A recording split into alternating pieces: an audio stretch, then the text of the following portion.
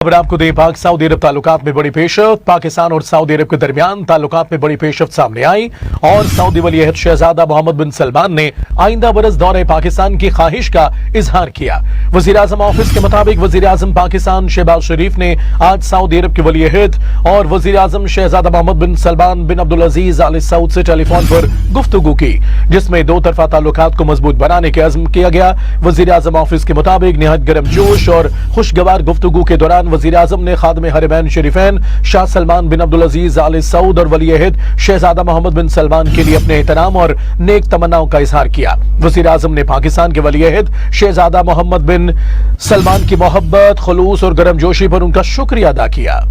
और वजीर आजम ऑफिस के मुताबिक वली अहद शहजादा मोहम्मद बिन सलमान ने टेलीफोनिक राब्ते पर वजीर आजम का शुक्रिया भी अदा किया और पाकिस्तान के साथ बाहमी दिलचस्पी के तमाम शोबों में ताउन को मजीद फरोग देने की मुमलिकत की ख्वाहिश का अदा किया। उन्होंने आइंदा बरस पाकिस्तान का सरकारी दौरा करने की ख्वाहिश का भी इजहार किया।